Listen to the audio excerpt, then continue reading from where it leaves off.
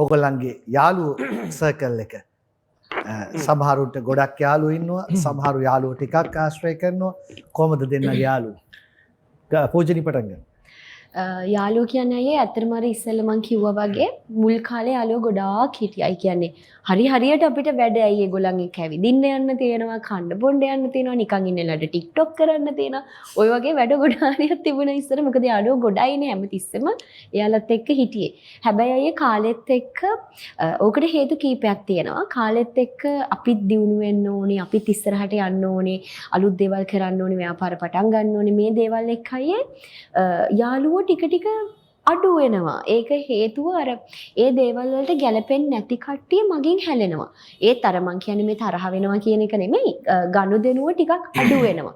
ඒත් එක්කම සමහර වෙලාවට තියෙනවා අර මං ඉස්සෙල්ලා කිව්වා වගේ ජීවිතේ ළඟම ඉඳලා හිත රිදවන අපිව අපහසුතාවයට පත් කරන අපේ චරිතයට හානි කරන සමහර යාළුවෝත් අපි අතර ඉඳලා තියෙනවා. ඉතින් ඒ අතරේදී ඒ වගේ තැන්වලදී නම් අයියා මම කිව්වා වගේ මම කෙලින්ම එතනින් එයාත් එක්ක තියෙන සම්බන්ධය අවසන්. මොකද මොකද ගෑ නෝමර්සි කියලා කියන්නේ නෝමර්සි කියන්නේ සමාවක් නැහැ. මොකද අය ළඟම ඉන්න යාළුවෙක් අපිට දෙපාරක් හිතන්න නැතුව තමන්ගේ හොඳම යාළුවට මේ වැරද්දක් කරන්න පුළුවන් කියන එකට අය සමාව දෙන්න බෑ.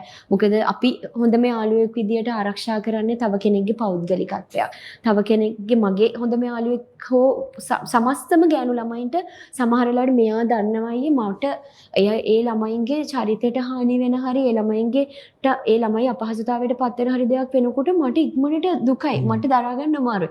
ඒක මූවි එකක වුණත් වෙද්දි මට මාර ප්‍රෙෂර් එකක් මෙයා ඒක හොඳටම දන්නවා. ඉතින් මම ආස නැහැ. ඒ අනිත් ගෑනු ළමයින්ට මම ප්‍රාර්ථනා කරනවා වගේම මටත් එහෙම දේවල් කවුරුත් කරනවට මම කැමති නැහැ.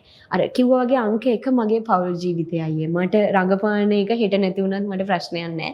රඟපාන්න අවශ්‍ය නැහැ මං ගෙදර ඉන්නවා. මොකද පෞල් ජීවිතේද තෝරගන්නේ වෙන මොනවද තෝරගන්නේ කියලා ඇහුවොත් අංක 1 පෞල් ජීවිතය. මොකද මෙච්චර කාලයක් මෙච්චර ලොකු ගේමක් ගහලා මෙච්චර අමාරුවෙන් මේ තැනට ආවේ. ඉතින් මේක තව දුරටත් ආදරෙන් ඉස්සරහට යන්නනේ.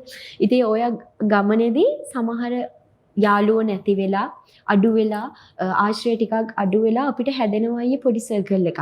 ඒ සර්කල් එක ඇතුලේ තමයි අපි දැන් ඉන්නේ. මේ මොහොතේ වුණත් ඒ සර්කල් එක ඇතුලේ වුණත් කවුරු හරි අපි දෙන්නගේ ජීවිතේට හරි නොගැලපෙන දෙයක් කරනවා නම් අයියේ මම එතන මග දාලා යන්නම වෙනවා. ගනුදෙන මග දාලා යන්නම වෙනවා. ෆැමිලි ලයිෆ් එක වෙනුවෙන් ඕන දෙයක්. ෆැමිලි ලයිෆ් එක වෙනුවෙන් ඕන දෙයක්. මොකද නැත්තම් මිනිස්සු හිතයි මම හරි නපුරුයි එහෙම කියලා. නපුරුයි කියන්නේ අයියේ මම හොඳ මිනිස්සුත් එක්ක මාරම හොඳයි. මාව ආශ්‍රය කරන කට්ටිය දන්නවා.